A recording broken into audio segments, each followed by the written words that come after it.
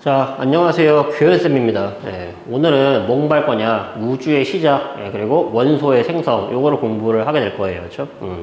그래서 우리가 이 중학교 때 배웠죠? 물질을 이루는 기본적인 성분을 원소라 부르고요. 물질들은 다 입자라고 하는 가장 작은 입자들로 이루어져 있다 공부했죠. 그렇죠? 근데 우리가 아시죠? 원자는요, 가장 작은 입자가 아니었다 이런 말이야. 더 쪼개질 수가 있었다라는 소리죠. 그렇죠? 그래서 일단 첫 번째로 뭘 공부할 거냐? 원자가 무엇으로 구성되어 있는지, 어떻게 생겨 먹었는지를 공부할 거고요.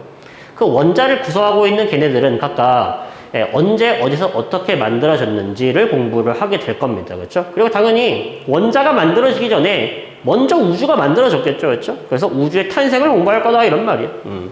자, 그러면 일단 첫 번째 원자의 구조부터 먼저 공부를 한번 해보도록 하겠습니다.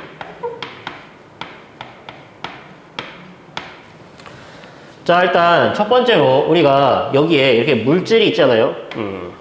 그 물질을 이루고 있는 알갱이들, 우리가 돌턴이라고 하는 분께서 제안을 하셨죠. 그렇죠? 물질은 더 이상 쪼갤 수 없는 원자라고 하는 것으로 이루어져 있어 라고 얘기를 하셨는데, 근데 이 원자라고 하는 것 안에 이제 톰슨이라고 하는 과학자가 전자가 있다라는 걸 발견하고요. 러더퍼드라고 하는 과학자는요, 그 중심에 원자핵이 있다라는 사실을 발견하게 됩니다.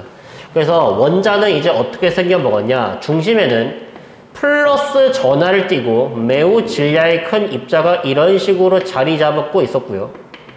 그리고 그 주위를요, 마이너스 전하를 띠는 놈이 이렇게 돌고 있더라라는 말입니다. 그렇죠? 그래서 우리가 이렇게 원자의 중심에 있는 놈이 있죠. 그렇죠? 이 놈을 우리가 뭐라 불렀냐? 원자핵이라고 불렀고요. 그리고 원자핵 주변을 돌고 있는 이 마이너스 전하를 띠고 있는 놈을 전자라고 얘기를 한 겁니다. 그리고 원자핵은요, 더 쪼개질 수가 있었다라는 거죠. 그래서 러더퍼드에 의해서 원자핵 안에 양성자가 있고요. 체드윅이라고 하는 과학자에 의해서 원자핵에는 전하를 띠지 않는 입자, 중성자도 있다라는 사실을 알게 됩니다. 그렇죠? 그래서 각각 플러스 전하를 띠고 있는 입자 있죠. 원자핵에서. 얘를 뭐라 불렀다? 얘를요, 양성자라고 얘기를 한 겁니다. 그리고 얘를 뭐라 불렀다? 중성자라고 얘기를 하는 거예요. 그래서 원자핵은 뭐랑 뭘로 구성되어 있다? 양성자랑 중성자로 구성되어 있다. 원자핵이 플러스 전하를 띠는 까닭은 뭐 때문인가요? 양성자 때문이에요. 그렇죠? 그리고 이 양성자랑 중성자 있죠. 더 이상 쪼갤 수 없었냐? 그렇지가 않았다라는 겁니다. 양성자랑 중성자 모두요, 세 개의 매우 작은 입자로 구성이 되어 있었는데, 그 양성자랑 중성자를 구성하고 있는 이 입자들을요, 우리는 뭐라고 불렀냐면요, 쿼크라고 이름을 붙인 거예요. 그래서 양성자도 세 개의 쿼크, 중성자도 세 개의 쿼크로 이루어져 있다라는 사실이 밝혀집니다. 근데 우리가 양성자랑 중성자, 쿼크로 이루어져 있다, 뭐 이런 사실만 알면은 뭐 물론 고등학교 1학년에서 충분하지만 조금만 더 디테일하게 들어가자면요, 어떤 종류의 쿼크로 이루어져 있는지도 조금 알아두시는 게 좋습니다. 참고로 중성자 같은 경우는요, 우리가 요거 있죠, 요거를요 위쿼크라고 얘기를 합니다. 그리고 요놈을요 아래쿼크라고 불러요. 그래서 중성자는 위쿼크 한 개랑 아래쿼크 두 개로 이루어져 있다라고 얘기를 하는 거고요. 반면 양성자 같은 경우는 아래쿼크 하나랑 위쿼크 두 개로 이루어져 있다라고 얘기를 하는 겁니다. 그렇죠? 그리고 이 전자랑 쿼크들 있죠. 전자랑 쿼크 같은 경우는요, 더 이상 쪼갤 수 없는 입자입니다. 얘는 더 이상 뭔가로 이루어져 있지 않다는 뜻이에요. 그래서 저렇게 더 이상 쪼갤 수 없는 가장 작은 입자를 우리는 뭐라고 부르기로 했냐면요, 기본 입자라고 부르기로 한 겁니다. 그래서 세상에서 가장 작은 입자는 뭐다? 기본 입자. 더 이상 쪼갤 수 없다라는 거죠. 그 기본 입자의 종류 뭐 있는데 쿼크랑 전자 따위들이 있더라 라고 이제 우리가 받아들여 주시면 되겠습니다. 그래서 쿼크 3개 뭉쳐가지고 양성자, 중성자 만들었고, 양성자, 중성자 뭉쳐가지고 뭐 만들었고? 원자핵 만들었고, 원자핵이랑 전자랑 결합해가지고 원자를 만들었고요. 그 원자들이 모여가지고 이런 식으로 물질들을 구성하고 있다라고 우리가 생각을 해주시면은 좋을 것 같겠습니다. 그렇죠? 자, 근데 우리가 해야 될 거 이거죠? 그래, 원자라고 하는 게 무엇으로 이루어져 있는지는 알겠는데, 원자의 종류를 우리가 뭐라 불렀어요? 원소라고 얘기를 하는 거죠. 원자의 종류. 물질을 이루는 기본 성분이자 원자의 종류. 이런 거죠. 예를 들어서 물이라고 하잖아. 우리가 물 분자의 생김새를 우리가 이렇게 표현하죠. 이렇게 말하는 거잖아. 야, 물은 몇 개의 원자로 이루어져 있니? 그러면은 3개의 원자로 이루어져 있어 라고 얘기를 하는 거고요. 야, 물은 몇 종류의 원소로 이루어져 있니? 물어보잖아. 그러면은 수소랑 산소라고 하는 2종류의 원소로 이루어져 있어 라고 얘기를 하는 거잖아. 그렇죠? 그래서 원자의 종류를 원소라고 얘기를 하는 거구나. 그리고 그 원소의 종류는요, 무엇에 의해서 결정되냐? 양성자 개수에 의해서 결정된다라고 우리가 이해하시면 돼요. 원자핵에 들어가 있는. 그래서 만약에 원자핵에 들어가 있는 양성자 개수가 1개다. 그럼 우리가 이거를 뭐라 부른다? 수소라고 하는 원소라고 얘기를 하는 거고요. 그렇죠? 그리고 만약에 양성자가 2개 있다. 그러면은 요런 놈을 우리가 뭐라 부른다? 헬륨이라고 얘기를 하는 거예요. 그렇죠? 그래서 양성자의 개수에 따라서 원소의 종류가 달라지는구나 라고 우리가 이해를 하실 수가 있겠죠. 그렇죠? 자, 그러면 우리가 두 번째로 해야 될 건 이거죠. 쟤네들이 그래서 언제, 어디서, 어떻게 만들어졌냐를 이해를 하려면요, 당연히 뭘 먼저 봐야 돼? 우주가 언제, 어떻게 만들어졌냐가 먼저 시작입니다. 그렇죠? 그래서 이제부터 뭘 공부할 거냐면요, 우주론에 대해서 공부할 겁니다. 우주는 어떻게 만들어졌고 미래에는 어떻게 될 것인가를 탐구하는 학문을 우주론이라고 얘기를 하는 거예요. 그렇죠? 근데 우리는 현재 이제 빅뱅 우주론이라고 하는 게 정립이 됐거든요. 그렇죠? 근데 과거서부터 그런 생각을 가지고 있진 않았습니다. 옛날에 이제 셰플리랑 커티스라고 하는 과학자가 우주에 대한 논쟁을 했어요. 예. 그래서 각각 뭘 주장을 했냐면요. 한쪽은 우리 은하가 우주의 끝이다. 이게 우주 전체를 말하는 거다. 근데 한쪽은요. 우리 은하 말고도 다른 은하가 있을 것이다. 라는 사실을 주장하게 됩니다. 그리고 이제 허블이라고 하는 과학자에 의해서 뭐가 관측이 됐냐면요. 외부 은하가 관측이 되었습니다. 그렇죠? 구체적으로는 이거예요. 허블은요. 그때 당시에 안드로메다 성운, 지금은 안드로메다 은하라고 그러죠. 그때 당시에는 안드로메다 성운이라고 불렀습니다.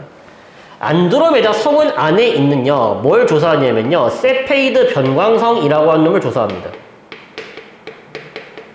근데 이 변광성이라고 하는 놈이요, 시간에 따라서 밝기가 변하는 별이거든요. 그렇죠? 그래서 그 밝아졌다 어두워졌다 밝아졌다 어두워졌다 하는 그 주기 있죠. 변광 주기를 이용하면요, 뭘 구할 수가 있냐면요, 지구로부터 얼마만큼 떨어져 있는지 그 거리를 계산할 수가 있다라는 말이었죠. 그래서 이 세페이드 변광성의 변광 주기를 이용해서 거리를 계산해 보니까 엄청 멀리 떨어져 있는 거야. 우리 은하보다 훨씬 멀리 떨어져 있다라는 사실을 알게 돼요. 우리 은하 반지름보다. 그 말은 무슨 말이야? 우리 은하 안에 있는 놈이 아니란 소리죠. 그래서 안드로메다 성운이 아니라 얘는 우리 은하 밖에 있는 외부 은하다라고 해서 이제는 안드로메다 은하라고 불리는 겁니다. 그렇죠? 그래서 외부 은하의 존재가 있다라는 사실이 밝혀지고요. 그 다음에 그때 당시에 이제 여러 명의 과학자가 등장을 하게 된다라는 소리예요. 그렇죠? 그래서 일단 이 시기가 언제냐면요, 아인슈타인이 상대성 이론이라고 하는 것을 발표한 시점이거든요. 그렇죠? 그래서 그때 아인슈타인은요, 자신의 방정식을요, 우주에다가 적용을 시켜봅니다. 그랬더니 어떤 결과물이 나왔냐면요, 우주의 크기가 변한다라는 사실이 밝혀졌거든요. 아인슈타인이 방정식을 풀어보니까. 근데 아인슈타인은요, 그 사실을 믿을 수가 없었어. 우주의 상태가 왜 변하지? 우주의 크기가 왜 변하지? 그래서 우주의 크기를 일정하게 맞추기 위해서 방정식을 수정을 합니다. 그래서 방정식에 우주상수라고 하는 걸 하나 띄워넣거든요. 네. 그래서 방정식을 수정합니다. 그런 아인슈타인의 우주론을 우리가 뭐라고 부르는 거냐면요, 정적 우주론이라고 얘기를 하는 거예요. 그래서 아인슈타인의 정적 우주론은요, 뭘 말하는 거야? 우주의 크기는 변하지 않는다. 우주의 상태는 일정하다라고 하는 것을 주장하게 되는 거죠. 반면에 아인슈타인의 방정식을요, 이 사람만 푼 거 아니잖아. 그 당시에 유명한 뭐 수학자들도 풀어봤겠죠, 그렇죠? 그래서 이 프리드만과 이제 르메트르라고 하는 사람들이 이런 식으로 아인슈타인의 방정식을 풀어보니까 역시 결과 똑같겠죠. 우주의 크기가 변한다라는 걸 발견하게 된다 이런 말이었죠. 그래서 그리고 심지어 현재는 우주의 크기가 증가하고 있다라는 사실을요, 수학적으로 이제 밝혀내게 됩니다. 그걸 우리가 뭐라 부른다? 팽창 우주론이라고 얘기를 하는 거예요. 우주의 크기는 현재 증가하고 있다. 미래는 어떻게 될지 모르겠지만. 그래서 이제 정적 우주론이랑 팽창 우주론이 이제 뭐한다? 대립을 하고 있었죠, 그렇죠? 근데 여기에서 또 혜성같이 누가 등장해서 허블이 등장해서요, 이제 이 논란을요, 종식시킵니다. 허블은요, 그때 당시에 이제 뭐를 발견했냐, 외부 은하들을 싸그리 다 조사해가지고요, 이제 얘네들이요, 우리 은하한테서 가까워지고 있는지 아니면 멀어지고 있는지를요, 조사해보거든요. 근데 우리 외부 은하가 엄청 많을 거 아니야.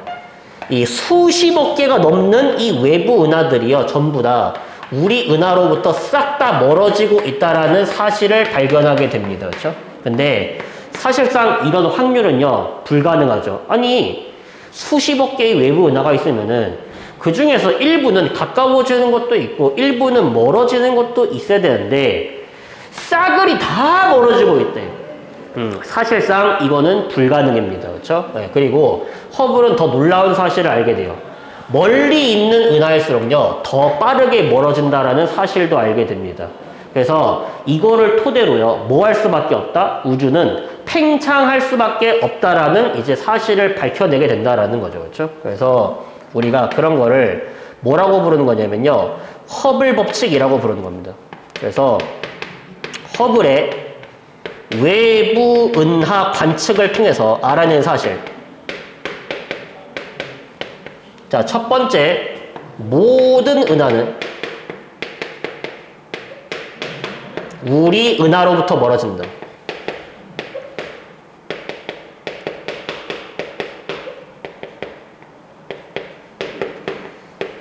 자, 그리고 두 번째, 멀리 있는 은하일수록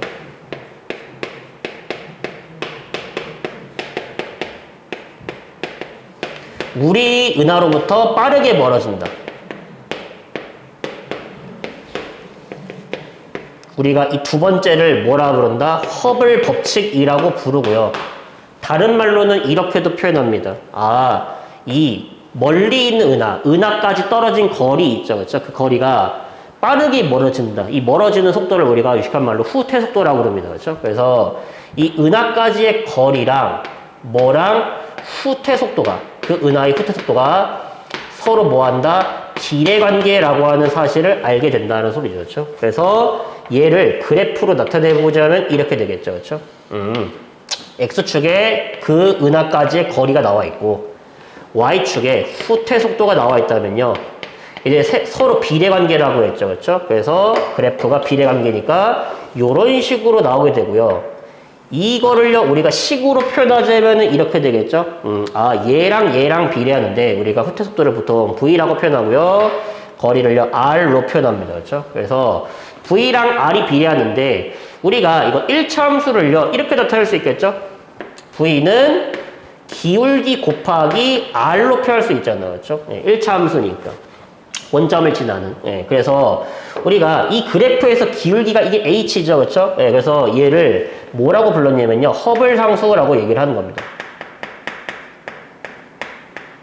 그래서 이 그래프에서 기울기가 뭐에 해당한다? 허블 상수에 해당한다라는 거죠. 그렇죠? 그래서 멀리 있는 은하야 더 빠르게 멀어져 라는 사실을 발견하게 되는데, 저게 뭐의 증거라고요? 팽창의 증거라고요. 우주 팽창의 증거. 자, 그러면 저게 도대체 왜 우주 팽창의 증거가 되냐? 그거를 우리가 이제부터 검증을 해야겠죠. 간단하게 이런 탐구를 한번 생각해 볼 수 있어요. 자, 여기 뭐가 있냐면요, 풍선이 하나 있어요. 근데 내가 풍선을요, 한번 후 하고 불어보겠습니다. 불 때 몇 초 걸리냐면요, 2초 정도 걸렸대. 근데 내가 풍선에다가 점을 찍어 둘 거예요. 그래서 점들을요, 각각 A, B, C라고 하고요. 얘네 사이에 떨어진 거리를요, 2cm씩 떨어져 있다라고 한번 가정해 볼까요? 자, 근데 이 풍선을 불었으면요, 저 풍선 표면에 찍혀 있는 점과 점 사이 거리도 멀어졌겠죠? 그래서 이제 얼마가 됐냐면요, 4cm가 된 거야. 자, 그러면요, 이제 한번 생각해 봅시다. 자, 우리가 A에서 봤을 때, A에서 관측한 B의 후퇴 속도, B가 멀어지는 속도를 한번 계산해 보자, 이런 말이에요. 자, 속도는 시간분의 거리죠? 그러면은 2초 동안에 B가 A한테서 얼마만큼 멀어졌냐를 보면 되죠. A랑 B는 원래 얼마 떨어져 있었죠? 2cm만큼 떨어져 있었죠. 근데 이제는 얼마 떨어져 있어요? 4cm만큼 떨어져 있죠. 그러면은 A의 입장에서 B가 2초 동안에 2cm만큼 이동했네 라고 생각할 수 있겠죠. 그렇죠? 그래서 A에서 관측한 B의 후퇴 속도는 얼마다? 1cm/s 라고 볼 수가 있겠죠. 그렇죠? 자, 그리고 마찬가지로 A에서 관측한 C의 후퇴 속도도 계산해 보자고. 그럼 역시 시간은 똑같이 2초 걸렸고요. C는 A랑 원래 얼마 떨어져 있었어? 4cm만큼 떨어져 있었는데 이제는 얼마 떨어져 있어요? 8cm만큼 떨어져 있죠. 그럼 2초 동안에 4cm만큼 이동했다라는 소리니까 C의 후퇴 속도는 A에서 봤을 때는 2cm/s겠네 라고 볼 수가 있겠죠. 그렇죠? 근데 우리가 지금 보시면 알겠지만 A랑 B 사이에 떨어진 거리, A랑 C 사이에 떨어진 거리 있죠. 지금 거리가 몇 대 몇이죠? 1대 2죠. 후퇴 속도도 몇 대 몇이죠? 1대 2죠. 그래서 이 거리랑 후퇴 속도가 비례하는 이 현상은요, 은하 자체가 움직이는 게 아니라 우주 공간 자체가 팽창하기 때문에 단 현상이다로 설명할 수가 있다는 소리야. 그리고 이때 이런 것도 설명할 수 있죠.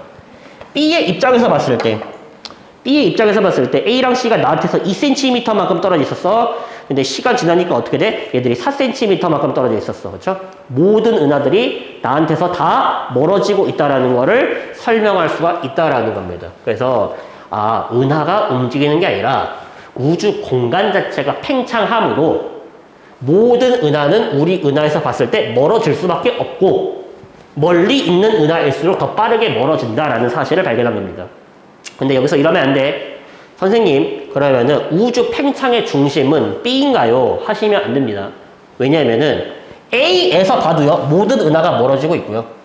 B에서 봐도요, 모든 은하가 다 멀어지고 있고요. C에서 봐도요, 모든 은하가 다 멀어지고 있습니다. 그렇죠? 그래서 어느 은하에서 관측하더라도 다 멀어지므로 우주 팽창의 중심은요, 결정할 수 없습니다. 그런 걸 우리가 없다라고 표현하는 겁니다. 그렇죠? 그래서 팽창하는 우주의 중심은요, 존재하지 않는다라고 하는 것도 꼭 잘 기억해 주십시오. 그렇죠? 네, 빅뱅 우주론에서 가끔가다 나옵니다. 그렇죠? 그런 거, 디테일한 것까지 잘 기억해 주세요. 팽창하는 우주의 중심은 존재하지 않는다. 왜냐고요? 어떤 은하에서 봐도 모든 은하들은 다 멀어지기 때문이다 라는 겁니다. 그렇죠? 그래서 허블 법칙 발표 이후에 아인슈타인은요, 자신이 우주 상수를 도입해서 만든 정적 우주론을요, 바로 이제 폐기하고요, 죽을 때까지 후회를 했다라고 얘기를 합니다. 내가 왜 그런 정신 나간 짓을 했지? 라고 하면서. 그렇죠? 자, 근데 우리가 이 허블이 외부 은하 관측을 통해서 알아낸 사실 이후에도요, 이제 두 명의 과학자가 등장해서 또 다시 논쟁을 이어갑니다. 야, 현재 우주가 팽창한다라는 건 알겠지만 우주의 상태, 여기서 말하는 상태는 밀도를 말하는 거예요. 우주의 밀도가 어떻게 되고 있냐에 대한 논쟁이 있었습니다. 그렇죠? 그래서 첫 번째, 이제 프레드 호일이라고 하는 사람이 등장해가지고 뭘 주장하냐? 우주의 상태는 일정해. 우주의 온도랑 밀도는 항상 일정하게 유지된다라는 뭐를 주장하게 되냐면요, 이런 거를 정상 우주론이라고 얘기를 합니다. 주장하게 되고요. 반면에 조지 가모프 라고 하는 사람은요, 우주는 한 점에서 대폭발을 일으켜가지고 현재까지 왔고, 우주 크기가 커지면서 우주의 온도는 점차 식어갔고, 우주의 밀도는 점점 낮아졌다라고 하는 빅뱅 우주론을 주장하게 됩니다. 또는 대폭발 우주론이라고도 불러요. 그러면은 각각의 우리가 차이를 조금 볼 줄 알아야겠죠. 그렇죠? 네, 주장한 과학자도 조금 알아두시면 되고요. 자, 정상우주론이랑 빅뱅 우주론을요, 우리가 모형으로 한번 나타내보면요, 이렇게 될 수 있을 것 같아요. 정상우주론 같은 경우는요, 우주는 옛날에 이렇게 작았죠? 그렇죠? 근데 역시 허블 법칙을 부정할 수는 없습니다. 우주의 크기가 이렇게 커지는데, 호일이 뭐라고 했죠? 우주는 상태가 일정하다. 즉, 밀도가 일정하다라고 주장했죠. 밀도가 일정하려면요, 우주가 팽창하면서 생긴 빈 공간이 있을 거 아니야. 그 빈 공간에서 새로운 물질들이 탄생하고 걔네들이 새로운 은하들을 만들어낸다라고 주장을 한 겁니다. 그렇죠? 그래서 우리가 이렇게 밀도를 일정하게 유지를 한다라고 주장을 했지만 가모프는 이렇게 얘기하는 거죠. 야, 갑자기 빈 공간에서 왜 갑자기 새로운 물질이 생겨? 뜬금없이. 그냥 우주 공간 자체가 팽창하고 은하의 개수는 일정하게 유지가 돼야지 라고 주장을 하게 됩니다. 그리고 이거 보시면은요, 우리가 물리량 어떻게 변하는지 알 수 있습니다. 시간이 지남에 따라서. 자, 우주의 크기.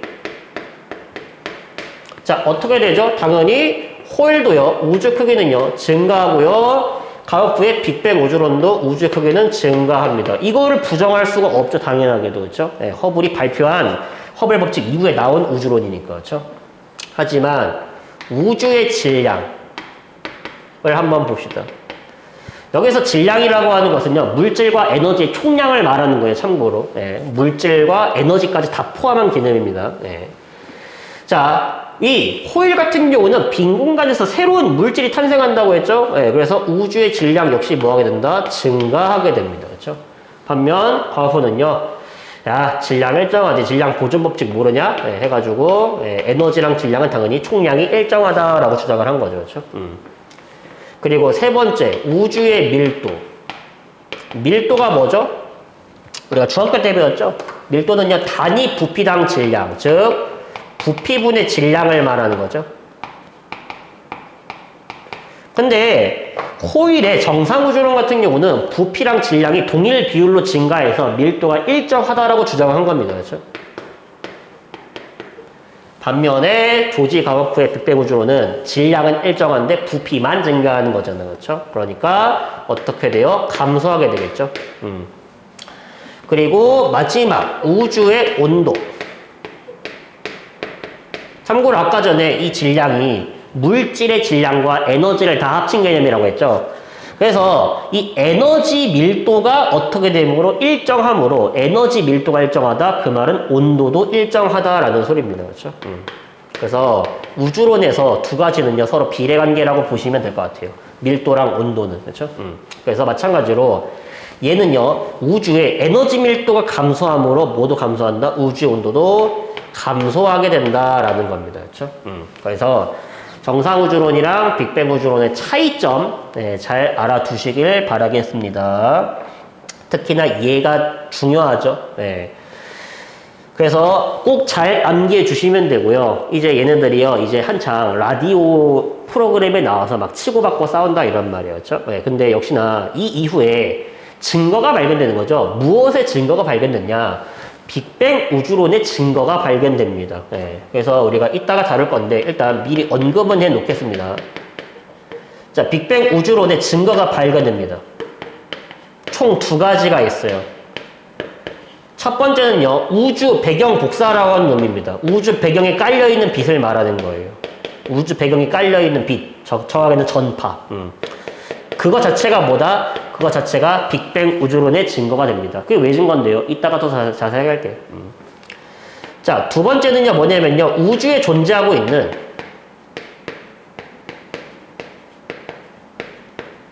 수소와 헬륨의 질량비예요.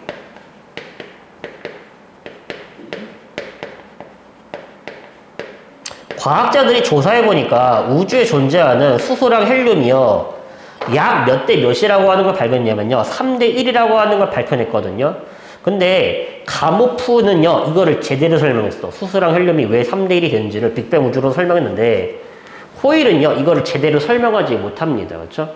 그래서 이 두 가지가 뭐의 증거다? 빅뱅 우주론의 증거다. 빅뱅 우주론에 따르면요, 얘를 예측할 수 있고요. 얘도 예측할 수 있거든요. 그렇죠? 그래서 감옥 후의 예측과 과학자들이 관측한 그 사실이 정확하게 일치하기 때문에 이 두 가지가 증거가 된다라고 우리가 이해를 해 주실 수 있겠습니다. 그렇죠? 자, 그러면은 우리가 이제부터 이거를 봐야죠. 그렇죠? 빅뱅 우주론의 증거 두 가지. 그리고 빅뱅 우주론에서 시간이 지날수록 어떤 입자가 언제 어디서 어떻게 만들어졌냐. 이거를 우리가 이제부터 차근차근 공부해 보도록 하겠습니다. 자, 출발할게요. 빅뱅 우주론에 따르면은요. 우주는요, 과거에 한 점에 모든 에너지가 몰려 있었습니다. 그렇죠? 그게 언제냐? 지금으로부터 약 138억 년 전이에요. 그래서 암기하십시오. 지금으로부터 138억 년 전에 우주는 한 점에 모든 에너지가 쏠려 있었습니다. 그래서 우리가 이렇게 말해요. 초고온, 초고밀도라고 얘기를 합니다. 그 한 점에서 뭘 일으켰냐? 빵! 하고 대폭발을 일으켰다라는 거예요. 그렇죠? 그래서 우주는요, 시간이 지남에 따라서 크기가 점차 커지게 됩니다. 그래서 요게 뭘 말하는 거예요? 요게 우주의 크기를 말하는 거겠죠. 그리고 이쪽 오른쪽으로 갈수록 점차 시간이 흘러가고 있다라는 것을 우리가 이렇게 표현하고 있는 겁니다. 그렇죠? 자, 그래서 우주는요, 시간이 지남에 따라서 크기는 점차 어떻게 됐고요? 커졌고요. 밀도랑 온도는 감소하고 있었겠죠. 질량은 일정하고요. 그렇죠? 그때 빅뱅 우주론을요, 우리가 시간 순서대로 한번 나열해 볼게요. 일단 처음에 우주에는요, 물질은 존재하지 않고요, 에너지만 존재하던 시절이 있었는데, 시간이 조금 지나다 보니까 이제 뭐가 생겼냐? 입자들이 이제 생겨나기 시작합니다. 에너지가 질량으로 바뀌는 현상이 일어난다라는 소리예요. 그렇죠? 그래서 역시 아인슈타인의 이론입니다. 질량도 에너지의 한 종류이므로 에너지는 질량으로 바뀔 수 있고요. 반대로 질량도 에너지로 바뀔 수가 있어요. 그렇죠? 가능하다는 소리야. 그래서 에너지만 있었던 공간에서 갑자기 질량을 가지는 물질들, 입자들이 뿅 하고 탄생한 겁니다. 근데 당연하게도요, 최초로 탄생한 입자는요, 당연히 세상에서 가장 작은 입자겠죠. 그렇죠? 그래서 일단 뭐가 먼저 만들어지겠다? 기본 입자가 먼저 만들어진다라는 소리입니다. 그리고 우리 아까 전에 기본 입자에 누구 있다라고 공부했죠? 네, 대표적으로 쿼크랑 전자 같은 우리가 이런 기본 입자가 이때 만들어진 겁니다. 우주 나이 진짜 완전 극초기. 오케이? 이때 기본 입자들이 먼저 만들어지고요. 시간이 지남에 따라서 이제 그 기본 입자가 뭉치기 시작하는 거죠. 그렇죠? 네, 그래서 기본 입자들이 뭉쳐가지고 이제 뭘 만드냐? 쿼크 세 개가 뭉치면은요, 양성자랑 중성자 같은 걸 만들 수 있다라고 했죠. 그렇죠? 그래서 이때 양성자, 그리고 중성자 같은 게 이런 식으로 만들어지기 시작한다라는 말입니다. 그렇죠?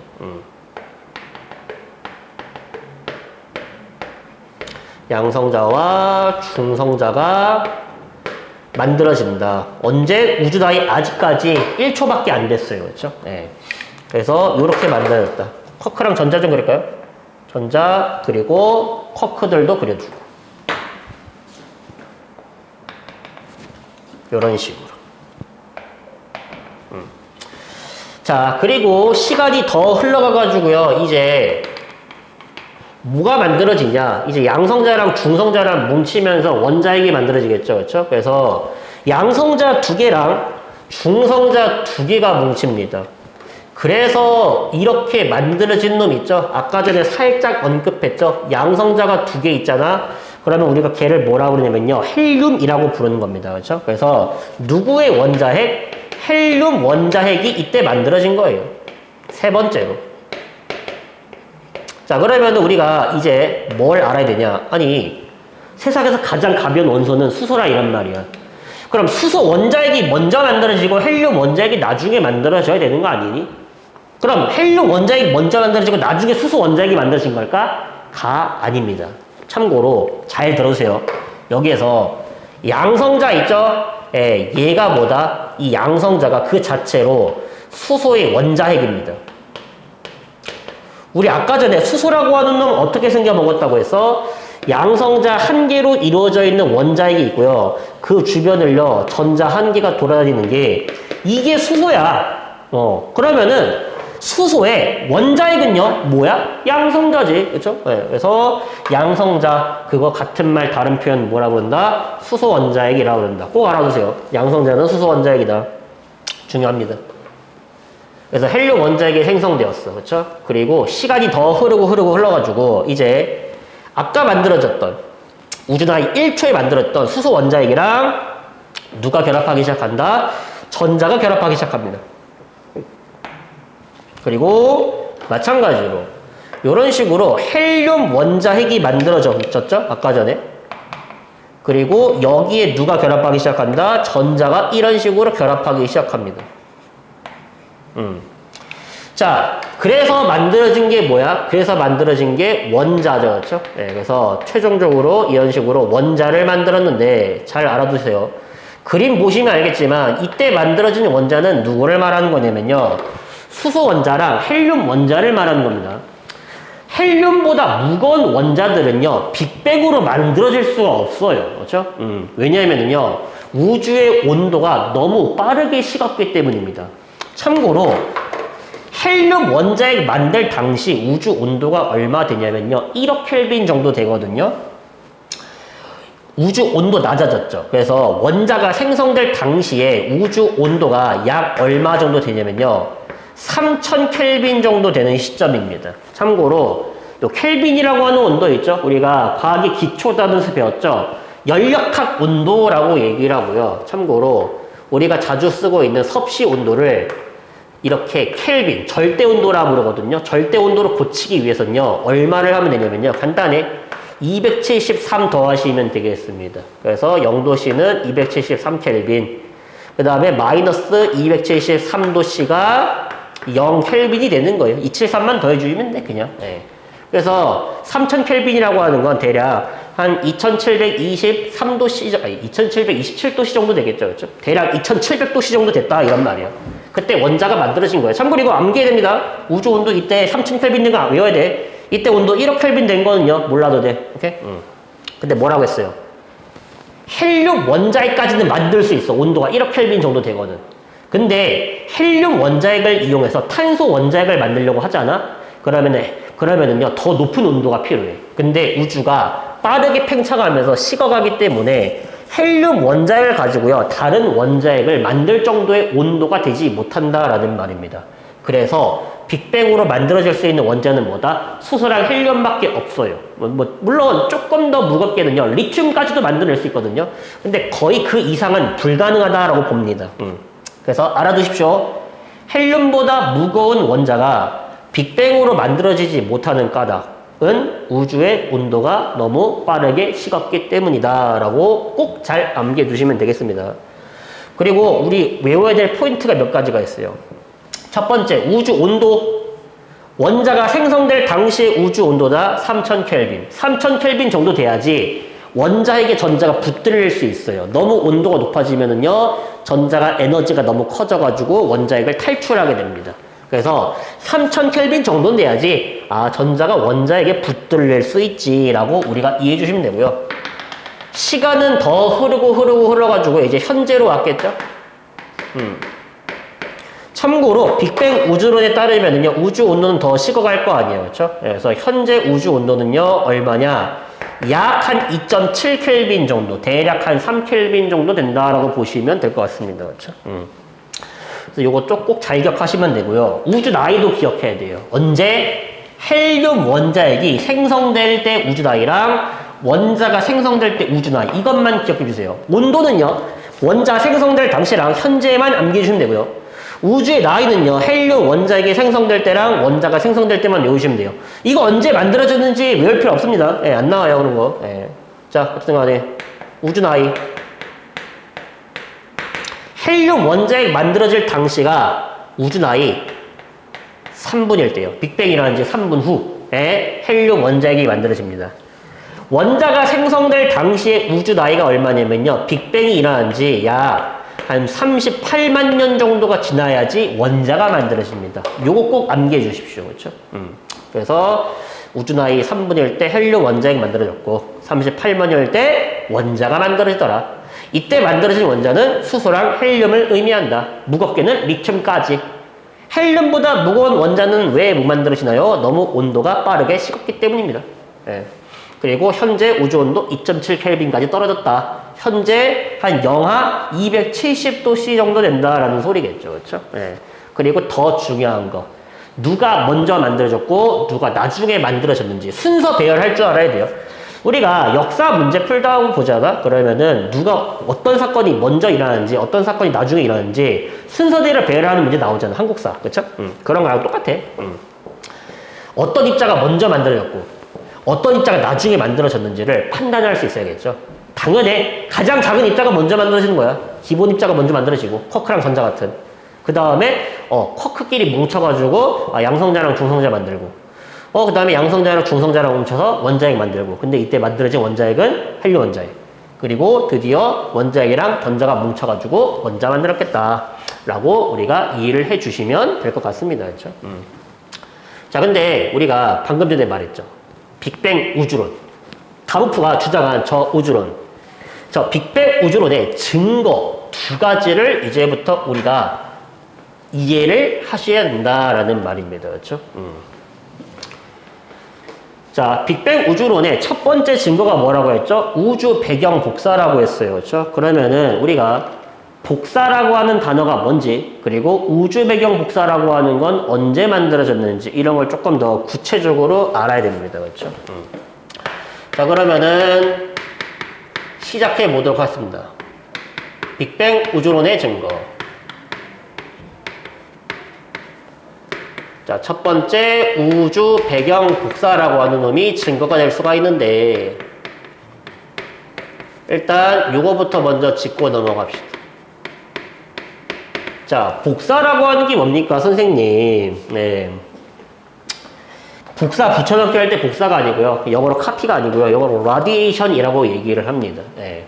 그래서 이 복사라고 하는 것은요, 우리가 근데 중학교 때 이미 배웠어요. 중학교 2학년 때. 네. 에너지가 전달되는 방식은 총 세 가지가 있습니다. 첫 번째, 고체 물질에서 원자의 진동을 통해서 에너지가 전달되는 방식을 우리가 뭐라고 그러냐면요, 전도라고 얘기를 합니다. 그래서 뜨거운 국에다가 철로 된 국자를 집어넣잖아. 그러면은 요거 철로 되어 있는 손잡이 만지잖아. 곧 있으면 뜨거워지죠. 왜냐고요? 에너지가 요렇게 전달이 되거든요. 그렇죠? 여기를 가열하게 되면. 그렇죠? 그리고 뜨거워진 물은요, 올라갔다가 차갑게 식으면 내려오죠. 물질이 직접 이동하면서 에너지를 전달하는 방식을요, 뭐라 그러냐면요, 대류라고 얘기를 하고요. 마지막에 빛의 형태로 에너지가 전달되는 방식을 우리가 복사라고 얘기를 합니다. 물질의 도움이 필요가 없어요. 네, 그래서 물질 도움 없이 어떤 형태로? 빛 형태로. 그래서 우리가 겨울철에 밖에 나가서 햇빛 쬐잖아? 그럼 따뜻해지죠? 이유는 태양으로부터 오는 빛에 의해서 에너지가 전달되기 때문입니다. 그렇죠? 그래서 복사는 물질의 도움 없이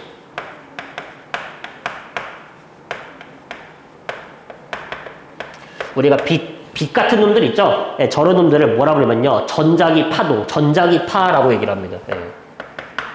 네, 빛이라고 생각하셔도 무방할 것 같아요. 간단하게.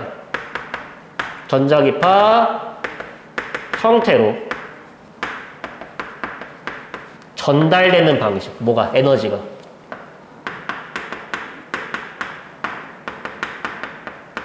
요것을 우리가 복사라고 얘기를 합니다. 네. 그리고 이제부터 살짝 어려운 내용을 얘기할 건데 잘 들어주십시오. 그렇죠? 근데 너무 복잡하면은요, 이따가 간단하게 요약 정리해 줄게요. 우리가 이제부터 어떤 물질들을 다룰 거냐면요, 흑체라고 하는 물질들을 다룰 거예요. 영어로 블랙바디라고 표현을 하는데 간단해. 이 흑체라고 하는 놈들은요, 빛을 방출하긴 하는데 반사하진 않는 놈들이에요. 그렇죠? 네. 자, 그래서 우리가 두 번째 흑체라고 하는 놈 정리해 봅시다. 자, 얘는요, 뭐 없이 반사를 하지 않고 반사 없이 뭐로만? 복사로만 빛을요 방출하는 물체들을요 우리가 흑체라고 얘기를 하고요. 대표적인 흑체 중에 누가 있냐면요 별이 있습니다. 별, 태양 같은 놈들이 있죠. 그런 놈들이 대표적인 흑체가 된다 이런 말이에요. 이유는요 태양에서는요 이제 비에너지가 방출되고 있죠, 그렇죠? 하지만 거의 반사는요 거의 일어나지 않습니다. 물론 조금은 일어나겠지. 근데 대부분 뭐로만 복사로만 빛을 방출하니까 뭘로 간주할 수 있다? 흑체로 간주할 수 있다라는 겁니다. 그렇죠? 그리고 또 하나 더 있어요. 그게 뭐냐? 우주. 예. 우주 역시 반사가 없죠? 우주에는 그냥 복사로만 에너지가 전달되고 있잖아. 그래서 우주 또한 뭐로 간주할 수 있다? 흑체로 간주할 수 있다라는 거예요. 그렇죠? 그리고 흑체에 굉장히 중요한 법칙이 하나가 있어요. 우리가 유식하게는 빈의 변이 법칙이라고 얘기를 하거든요. 예, 그냥 간단해. 흑체의 표면 온도 있죠. 흑체의 표면 온도는 흑체에서 방출되고 있는 그 빛의 파장에 반비례한다라는 법칙이 성립을 한다라는 거예요. 우리가 이런 거를 빈의 변이 법칙이라고 얘기를 합니다. 빈이라고 하는 과학자가 발견했다고 해서 빈변이 법칙이라고 얘기를 하는 거예요. 그렇죠? 근데 여기서 조금 더 어려운 내용이 나와 있죠. 네, 파장이라는 용어가 나와 있죠. 간단하게 정리하고 넘어가도록 하겠습니다. 우리가 파도 있죠, 파도. 파도가 이렇게 넘실넘실 되고 있잖아요. 그렇죠? 근데 그 파도에 사진을 한 장 찰칵 찍어 놓은 거야. 네, 그러면은 요렇게 생겨 먹었겠죠. 그렇죠? 그래서 우리가 이렇게 에너지를요 이렇게 파동의 형태로 전달하는 놈들은요 이런 게 있고요. 파동의 가장 높은 곳에서 높은 데까지 거리, 우리가 파동의 가장 높은 데를 마루라고 얘기를 하고 가장 낮은 데를 골이라고 얘기를 하거든요. 그래서 마루부터 다음 마루까지 또는 골부터 다음 골까지 이 거리를요 뭐라고 부르는 거냐면요 얘를요 파장이라고 얘기를 하는 겁니다. 그래서 빛도 뭐라고 했어요? 파동이라고 했어요. 전자기 파죠? 전자기 파동입니다. 그렇죠? 그래서 빛도요 이렇게 전기장과 자기장이요 넘실넘실 되고 있고요. 빛의 파장을 측정하잖아? 그러면은요 뭘 알 수가 있다? 이 흑체의 표면 온도를 알아낼 수가 있다라는 거예요.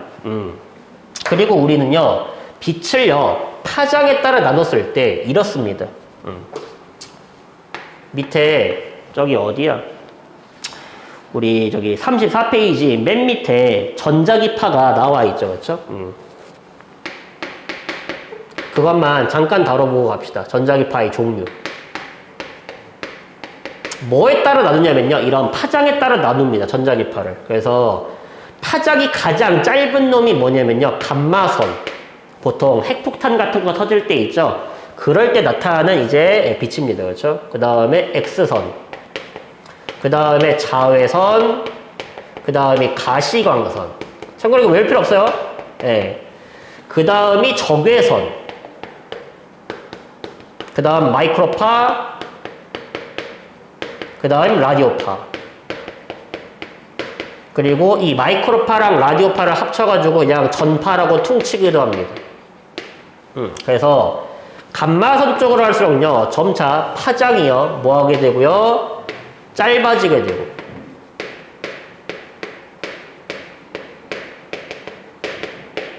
그리고 라디오파 쪽으로 갈수록요 파장이 점차 뭐하게 된다 길다라는 거죠.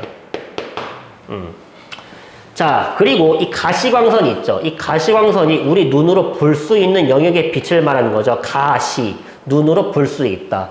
그리고 그 가시광선 중에서 가장 파장이 짧은 색깔이 뭐냐면은요, 보라색입니다. 그렇죠?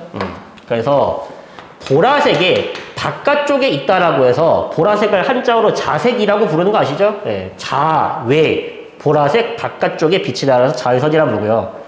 가시광선 중에 파장이 가장 짧은 쪽을요 우리가 뭐라 부르냐 빨간색 예. 빨간색이죠. 가시광선 중에 파지 가장 긴 게, 그렇죠? 예, 그래서 빨간색이 바깥쪽에 있다라고 해서 이걸 적외선이라고 얘기를 하는 겁니다, 그렇죠? 그리고 나머지는 빨주노초 파단보 순서예요, 그렇죠? 그래서 빨간색 다음에 주황색이 있고, 그 다음에 노란색이 있고, 그 다음에 초록색이 있고, 파란색이 있고, 보라색 순서입니다. 예, 요렇게 되어 있어요, 빛이. 예. 그래서 이따가 스펙트럼 할 때 또 할 거니까 알아두십시오, 그렇죠? 아, 빨간색 쪽으로 갈수록 파장 길어지는구나. 보라색 쪽으로 갈수록 파장 짧아지는구나를 우리가 알아두시면 되겠습니다. 그렇죠? 그래서 철 있죠, 철. 철이요. 일단 25도씨 상온 정도일 때는요. 그냥 회색으로 보이죠. 그렇죠? 반사기 때문입니다. 그렇죠? 근데 온도가 높아져 가지고 철의 온도가 한 700도씨 정도 되잖아? 그러면은요, 얘가 빨갛게 물들죠. 왜냐면은요, 이제는요, 반사보다 복사로 방출하는 게 더 많거든요. 그렇죠? 그래서 700도씨 정도 되면은요, 이제 가시광선에서 빨간색 정도의 빛을요, 복사로 방출하고 있는 겁니다. 반사가 이제 일어나긴 일어나지만 반사보다 복사가 더 많아지는 거죠. 근데 여기서 온도를 조금 더 올려가지고요, 이 철의 온도를요, 이제 한 1000도씨 정도로 달구잖아? 그러면 이때부터는요, 파장이 뭐 하게 돼? 아까 말했죠. 온도가 높아질수록 뭐 한다고 했어? 파장은 짧아진다고 했잖아. 반비례라고 했잖아. 그래서 파장이 빨간색보다 짧아져가지고 이제는요, 노란색 전자기파, 노란색 빛을요, 복사로 방출하기 시작한다라는 겁니다. 그래서 우리가 요거를 이해했으면 끝난 거예요. 이제 힘든 거 다 끝났어요. 그렇죠? 아까 전에 흑채 대표적인 예시에 뭐가 있다고 했죠? 우주가 있다라고 했죠. 그러면은 우주를 가득 채우고 있는 이 빛의 파장을 측정하면은요, 뭘 알 수가 있다? 우주의 온도를 알 수가 있다라는 소리입니다. 그렇죠? 그래서 가모프의 예상이에요. 가모프의 예측에 따르면은요, 우주 배경복사는 일단 첫 번째 언제 등장한 거냐? 우주 나이가 38만 년일 때 일단 우주 배경복사가 방출되었을 것이다 라고 예측한 거예요. 정리할게요. 첫 번째, 우주 배경복사는 우주 나이 얼마라고 했죠? 빅뱅이 일어난 지 약 38만 년 후 방출되었을 것이다, 만들어졌을 것이다 라고 주장합니다. 그러면은 38만 년 이전과 이후에 무슨 일이 벌어졌는지를요, 우리가 한번 그림으로 한번 나타내 보도록 할게요. 자, 왼쪽에는요, 내가 우주 나이 38만 년 이전을 말하는 거고요. 오른쪽에는요, 38만 년 이후의 모습을 한번 대략적으로 한번 그려보도록 하겠습니다. 자, 38만 년 이전. 그럼 뭐란 소리죠? 아, 아직 원자가 만들어지기 전이다를 말하는 거죠. 그렇죠?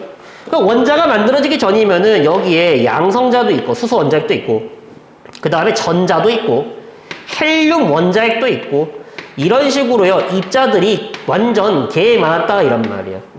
그래서 이렇게 입자들이 개 많으니까 빛이 제대로 직진을 할 수가 있다 없다 없다라고 한다. 가다가 튕겨나가고 가다가 튕겨나가고 가다가 튕겨나가고 가다가 튕겨나가고 빛이 우리가 이런 걸 유식한 말로 산란된다라고 얘기를 해요. 그렇죠?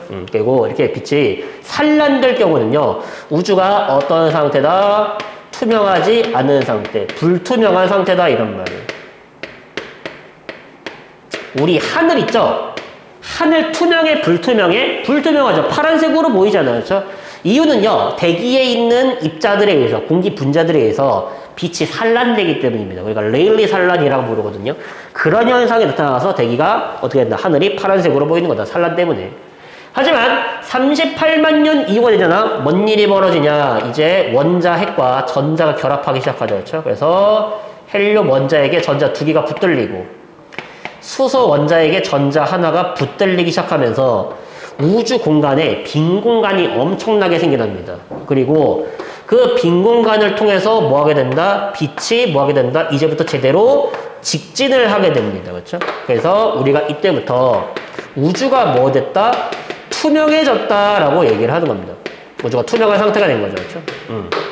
그리고 이 38만 년일 때 직진한 빛이 이 우주 공간을요, 아직까지도 거대하게 가득 채우고 있다라는 소리죠. 그렇죠? 그래서 이 38만 년일 때 직진하면서 우주 공간을 가득 채우고 있는 빛, 우주 배경을 가득 채우고 있는 빛, 우주 배경을 가득 채우고 있는 복사라고 해서 얘를 뭐라 그런다? 우주 배경 복사라고 얘기를 하는 겁니다.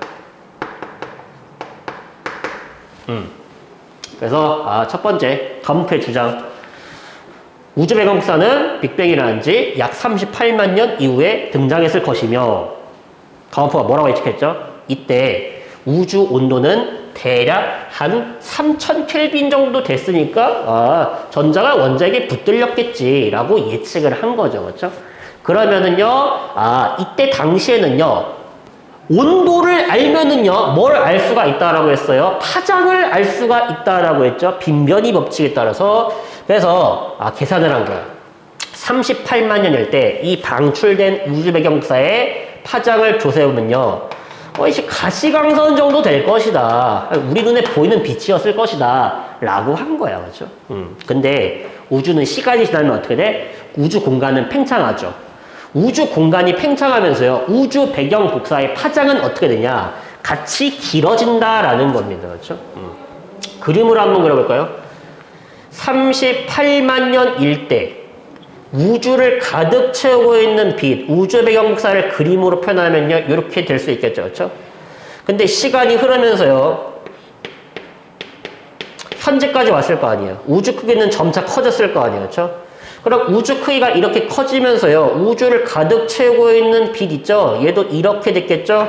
그럼 결과적으로 뭐란 소리야? 파장이 예전에는 이만큼이었는데 이제는 파장이 이만큼이 됐다라는 소리죠. 그렇죠? 네, 그래서 가우프가 예측을 한 거죠. 이때 당시에는 우주 온도는 3000켈빈 정도 되고, 그리고 파장은 얼마 정도 됐을 거야. 근데 시간이 흐르면서 이제 현재로 왔을 때 우주는 크기가 요 정도로 증가했을 거고, 우주 크기가 요만큼, 우주 크기가 1000배 증가하면은 우주 배경 복사도 파장이 1000배만큼 증가하니까, 지금은 이게 대략 한 7.3cm 정도 될 것이고, 얘를 빈변이 법칙에 때려 박잖아? 그러면은 뭐 할 수 있다? 우주 온도 알 수 있는 겁니다. 그래서 가우프는 현재 우주 온도가 약 2.7켈빈, 대략 한 3켈빈 정도 될 것이다를 예측을 한 거죠. 그렇죠? 그리고 과학자들이 조사를 해본 거야. 특히나 이 우주 배경 복사를 발견한 그 과학자가 누구냐면요, 펜지어스랑 윌슨이라고 하는 과학자입니다. 가부프는 예측을 한 거예요. 우주 배경 복사 발견은 못했습니다. 하지만 펜지어스랑 윌슨이라고 하는 과학자들이 어떤 사람들이었냐면요, 전파 연구하던 사람이었어. 근데 이 사람들이 전파를 연구하는데 지구의 모든 방향에서 이렇게 일정한 세기의 복사 에너지, 즉 빛이 도달한다라는 사실을 발견한 거야. 그래서 펜지어스랑 윌슨이 이 도대체 전파가 뭐냐? 이 우주의 모든 방향에서 들어오고 있는 전파가 뭐냐? 궁금했던 거예요. 그리고 알고 보니까 그게 뭐였다? 우주 배경 복사였다는 소리죠. 그렇죠? 그래서 펜지어스랑 윌슨은요, 7.3cm 정도 되는요, 우주 배경 복사를요, 관측한 공로로요, 노벨상을 받게 됩니다. 그렇죠? 그래서 펜지어스랑 윌슨에 의해 뭐가 관측되었다? 우주 배경 복사가 관측이 되었다. 그리고 이거를 통해서 뭘 할 수 있다? 우주 온도를 알아냈다. 그리고 그 우주 온도를 이미 누가 예언을 했다? 가우프가 먼저 예언을 했다. 그러니까 뭐가 된다? 증거가 될 수 있다. 오케이? 그래서 과학자들이 관측한 것과 가우프의 예측이 일치함으로 증거가 된다라고 얘기를 하는 거예요. 그렇죠? 그래서 문제가 두 가지 형태로 나올 수 있어. 첫 번째, 빅뱅 우주론의 증거 두 가지 서술하시오 라고 나올 수가 있어요. 그러면 우리가 뭐라고 얘기를 해야 되는 거야? 첫 번째, 우주 배경 복사. 두 번째, 우주에 존재하는 수소랑 헬륨의 질량비라고 얘기를 하고, 이렇게 나올 경우도 있어요. 우주 배경 복사의 의미에 대해 서술하시오 라고 나올 수 있어. 의미가 하나밖에 없어요. 우주 배경 복사는 어떤 의미를 가지고 있냐? 빅뱅 우주론의 증거입니다. 그렇죠? 네, 그런 의미가 있다라는 거죠. 그렇죠? 그래서 내용이 조금 길었습니다. 예, 어려운 내용도 있었어요. 하지만 간단하게 이렇게 생각하시면 돼. 예. 모든 물체는 복사 에너지 방출하고 있고, 그 방출되는 그 복사 에너지의 파장을 조사하면 온도 알 수 있더라. 그래서 과학자들이 우주에서 우주에서 깔려있는 그 복사의 파장을 조사해보니까 우주 온도가 약 2.7켈빈이라고 하는 걸 알아내었다. 근데 가모프의 예측도 그거랑 완벽하게 일치를 하더라 이런 말이야. 그러므로 뭐가 된다? 증거가 될 수 있다라고 이제 얘기를 하는 거죠. 그렇죠? 그래서 우리가 이거를 일단 먼저 잘 이해를 해 주시길 바라겠습니다. 그렇죠? 자, 근데 증거가 이거 하나만 있는 게 아니라고 했죠? 두 번째 증거가 있다고 했죠? 그게 뭐냐면은 우주에 존재하는 수소랑 헬륨의 질량비라고 했죠.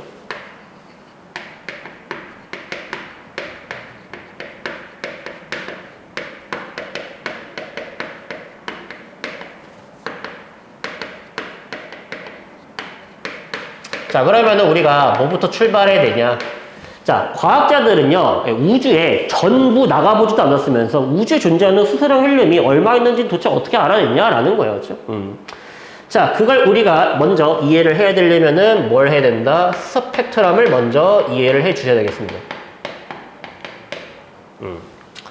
자, 첫 번째, 이 스펙트럼. 우리가 뭐라고 얘기를 하는 거냐면요, 빛을요, 어디에 통과시킬 거냐면요, 분광기에 통과시킵니다. 빛을 분광기에 통과시켰을 때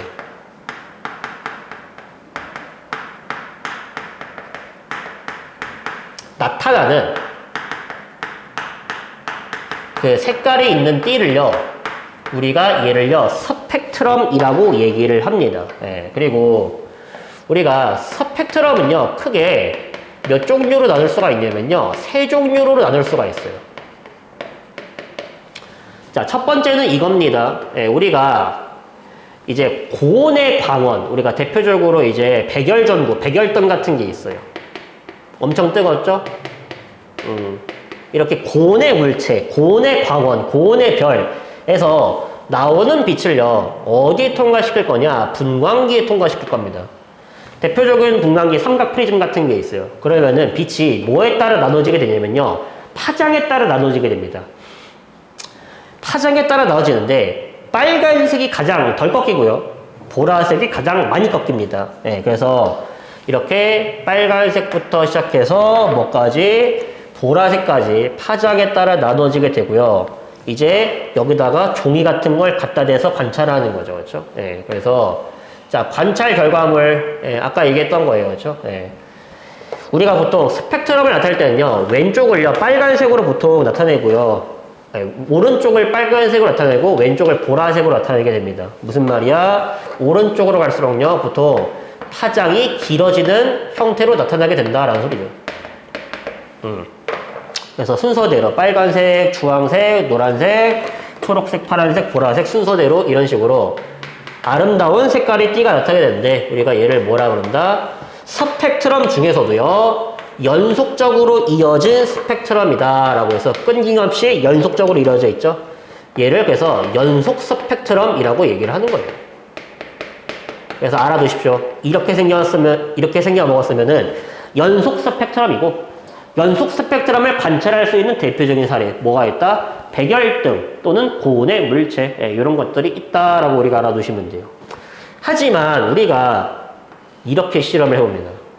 여기에 뭐가 있냐면요, 방전관이 있어요. 근데 방전관에 내가 뭘 채워둘 거냐면요, 기체를 채워둘 거야. 대표적으로 뭐 수소 같은 거 있죠?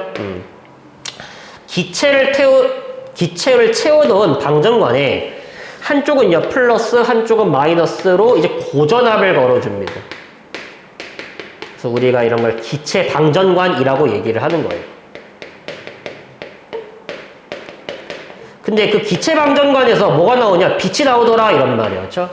그때 나오는 빛을요 마찬가지로 어디 통과시킨다? 분광기에 통과시켜 본 결과 어떤 결과물이 나왔냐면요, 대부분은 까만색 배경이야. 근데 그 까만색 배경에 색깔이 있는 띠가 이런 식으로 띄엄띄엄 나타나더라 라는 말이에요.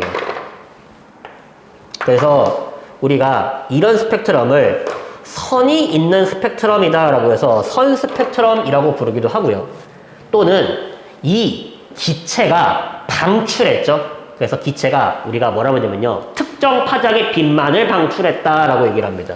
그래서 이 선 하나하나를요 뭐라고 부르는 거냐면요, 방출선이라고 부르고요.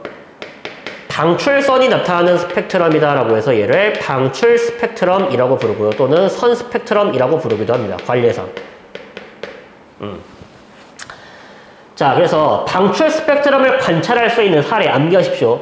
기체 방전관 또는요 어떤 케이스가 있냐, 고온의 별이, 고온의 성운이 있죠. 고온의 기체. 예, 이런 데서 나타나는 게 방출 스펙트럼이라고 보시면 되겠습니다. 기체 방전관, 고온의 기체, 고온의 성운. 예, 성운이 뭐야? 기체로 이루어져 있는 별을 만드는 구름 같은 거예요. 그렇죠?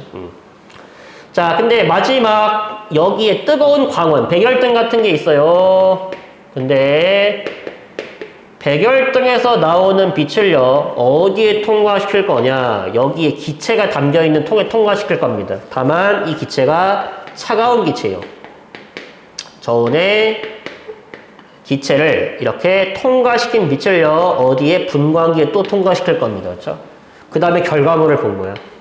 그랬더니 어떤 결과물이 나왔냐, 이렇게 나왔다는 소리죠. 그렇죠? 배경 있죠, 배경. 배경은요, 어떤 스펙트럼이었냐, 연속 스펙트럼이었습니다. 근데 이 배경의 일부분에 뭐가 나타나더라? 검은색 선이 띄엄띄엄띄엄 나타나더라. 이런 말이었죠. 네. 이런 식으로 검은색 선이 띄엄띄엄띄엄 나타나더라. 라는 말입니다. 그렇죠? 그래서 우리가 이 검은색 선 왜 생긴 거냐? 이 저온의 기체가 특정 파장의 빛을요 흡수했기 때문에 나타난 거죠. 그렇죠? 그래서 우리가 얘를 뭐라고 부르는 거냐면요 흡수선이라고 얘기를 하는 겁니다. 그리고 이렇게 흡수선이 나타나는 스펙트럼을 흡수 스펙트럼이라고 얘기를 하는 거예요.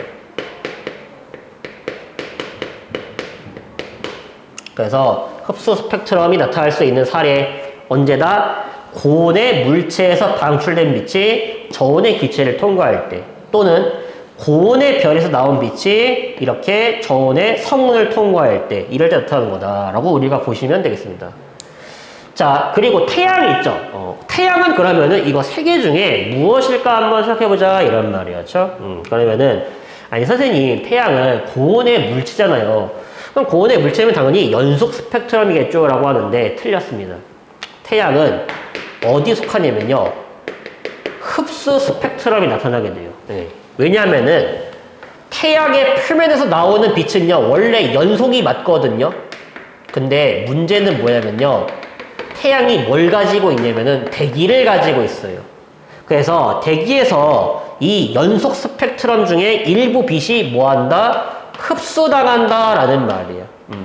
그래서 이제 태양에서 나온 빛을요 지구에서 관찰하잖아. 그럼 뭐로 보인다?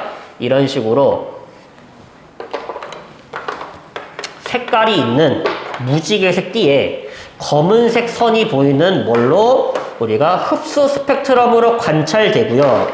이것을요 어떤 과학자가 관찰했냐면요 프라운호퍼라고 하는 과학자가 관찰해냅니다. 그렇죠? 그래서 이 선을 우리가 뭐라고 부르냐면요 프라운호퍼 선이라고 부르고요. 네.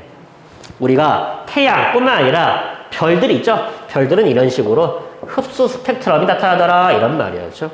그래서 우리는 우주를 관찰할 때 우주에 뭐 있어? 여러 가지 별들 있잖아. 여러 가지 성운들 있잖아. 대부분 뭐다? 대부분 흡수 스펙트럼입니다. 물론 방출 성운 같은 경우처럼 방출 스펙트럼이 나타나는 케이스도 있지만 대부분 얘라고 보시면 되겠습니다. 우주에서 오는 스펙트럼들은. 그렇죠? 우주에서 오는 대부분의 빛은 이런 식으로 흡수 스펙트럼으로 관찰된다라는 건데, 그래서 결과적으로 이 흡수 스펙트럼으로 알 수 있는 사실이 뭐냐라는 말이에요. 자, 정리합시다. 스펙트럼으로 알 수 있는 정보들. 자, 우리가 이 스펙트럼에서 나타나는 선의 위치 있죠? 선의 위치라든지 개수 같은 걸로 뭘 알아낼 수 있냐? 어떤 원소인지, 원소의 종류를 알아낼 수가 있어요. 원소의 종류마다 선이 나타나는 개수랑 위치 같은 게 달라진다 이런 말이야. 그럼 반대로 원소의 종류가 똑같잖아? 선이 나타나는 위치가 똑같다라는 말입니다. 그러면 이 그림 봤을 때 여기선 일치하는 거 보이시죠? 아, 그러면은 여기 수소 들어있었죠? 그럼 여기 들어가 있는 기체도 누구다? 수소라고 하는 것을 우리가 스펙트럼 분석을 통해서 알아낼 수가 있다라는 말입니다. 그렇죠? 그리고 우리가 선폭이라고 부르고요. 이 스펙트럼의 세기 또는 스펙트럼 강도라고도 얘기를 합니다. 예. 요거를 분석하면은요, 그 원소에 뭘 할 수가 있냐?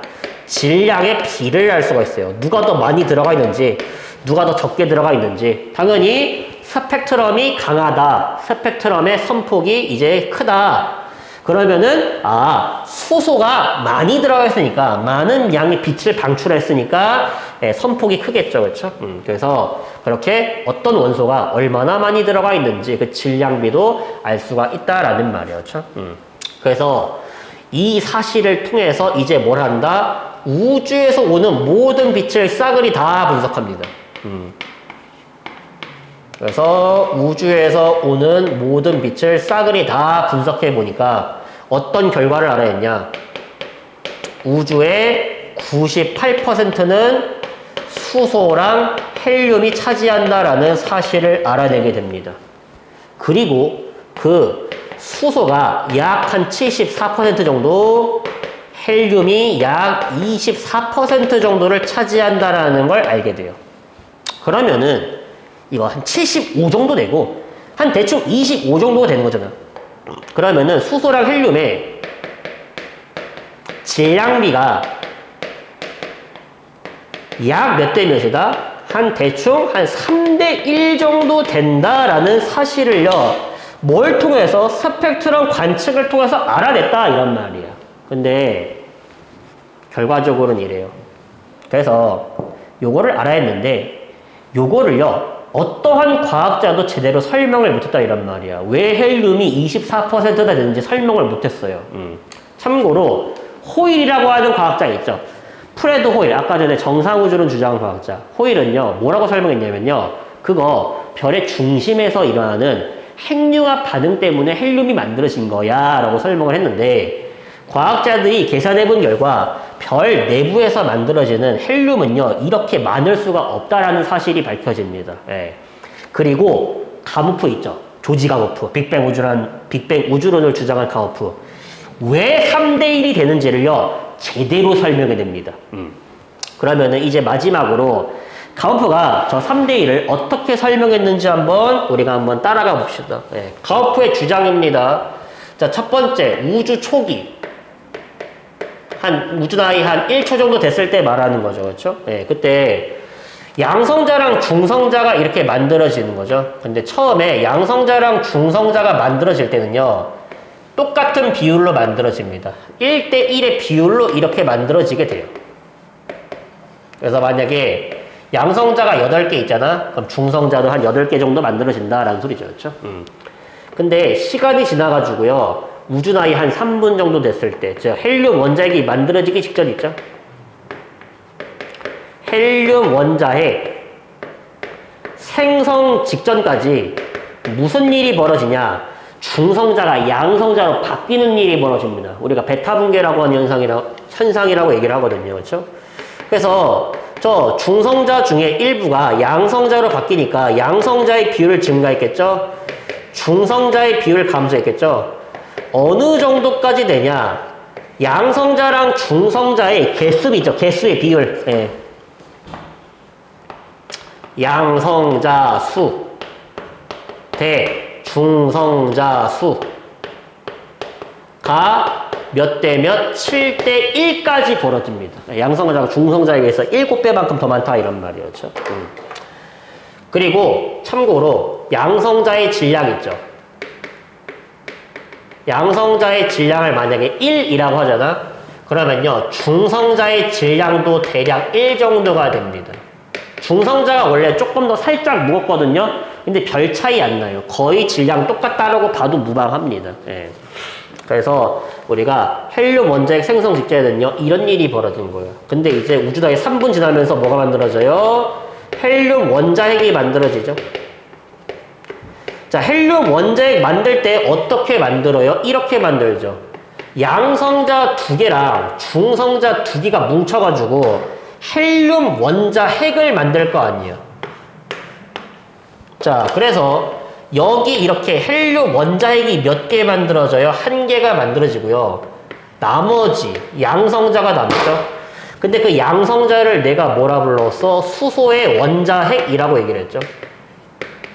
그래서 지금 결과물 봐봐. 결과물이 뭐냐면요. 수소 원자핵과 헬륨 원자핵의 개수의 비는 몇 대 몇이야? 수소 원자핵 12개 있는 거 보이시죠? 헬륨 원자핵 이거 1개 있는 거 보이시죠? 개수의 비로 따지면은 얼마다? 12대 1입니다. 그렇죠? 네, 근데 우리는 뭘 알고 싶어? 질량을 알고 싶은 거잖아. 그 질량으로 따지면은 여기 일자리 몇 개 있어? 12개 있잖아. 그럼 질량으로 따지면 12가 되겠죠. 그렇죠? 근데 여기는 일자리가 몇 개 있죠? 하나, 둘, 셋, 네 개 있죠. 그렇죠? 질량으로 따지면 4가 되겠죠. 그렇죠? 네. 그래서 질량비는 몇 대 몇이 된다? 3대 1이 된다라고 누가 설명했어요? 우리 가우프 형님께 설명하셨어요. 그렇죠? 네. 근데 가우프의 예측이랑 과학자들의 관측이 뭐해? 정확하게 일치하고 있죠. 그러니까 뭐가 된다? 빅뱅 우주론의 증거가 될 수가 있다라고 얘기를 하는 겁니다. 그렇죠? 네. 그래서 어떻게 만들어지고 있는지 이 과정을요 무식하게 외우는 게 아니라 이해하셔야 된다라는 말입니다. 그렇죠? 자, 그러면은 요거 잘 따라왔으면요 우리가 예제 2개 풀고요 이제 마무리 해 보도록 하겠습니다. 저기 36페이지에 대표 자료 1번 보이시죠? 대표 자료 1번 봤을 때 그거를요 내가 그냥 대충 여기다가 그려 보도록 할게요. 자, 지금 보시면요, 별을 보시면요, 어떤 스펙트럼으로 보여요? 걔가 흡수 스펙트럼으로 보이죠? 그리고 흡수선의 위치가 뭐 대략 뭐 이렇다라고 쳐보자. 네, 대충 그릴게요. 그래서 여기 별 있고요. 그 다음에 수소의 스펙트럼. 보니까 방출 스펙트럼이죠, 그렇죠? 그래서 수소의 방출 스펙트럼을 조사해 본 결과 어디서 나타나더라? 요런 데서 나타나더라 이란 말이에요.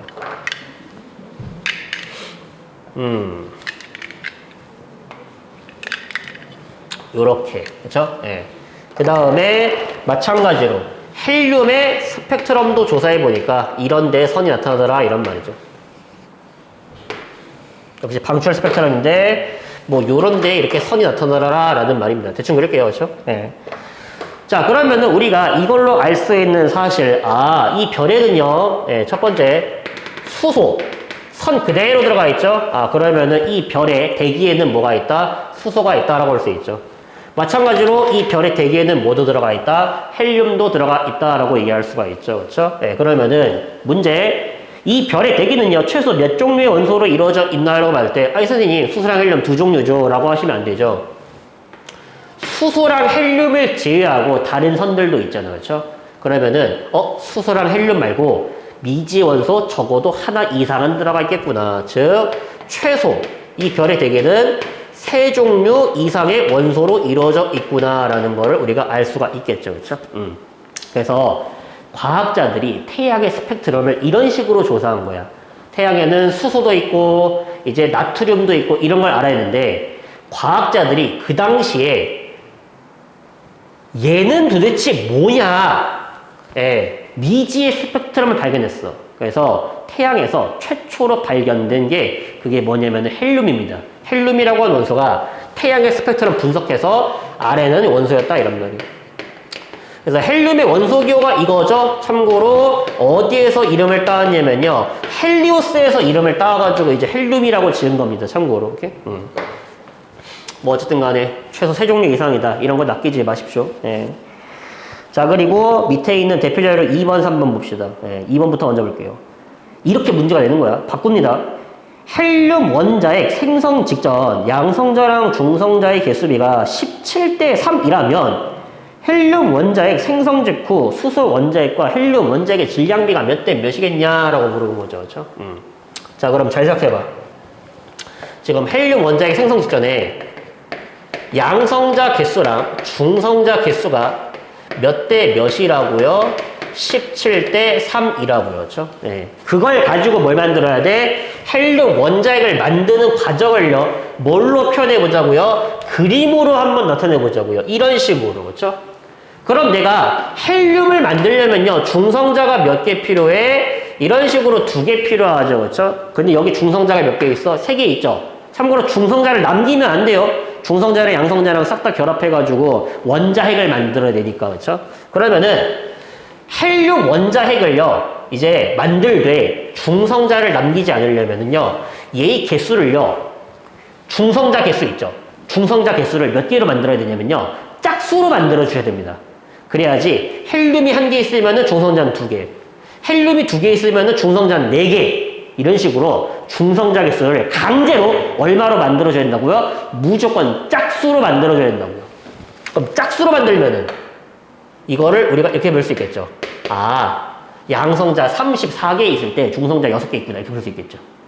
이렇게 되면은 헬륨 원자핵을 몇 개 만들고 3개를 만들고 중성자는 남아있지 않을 수 있잖아요. 그렇죠? 그래서 우리는 얼마로 출발한다? 17대 3이 아니라 얼마? 34대 6부터 출발을 하겠다라는 말이에요. 그림으로 어떻게 볼까요? 양성자 34개, 중성자 6개 있습니다. 그렇죠? 근데 얘네들로 뭘 만들어요? 헬륨 원자핵을 만들겠죠?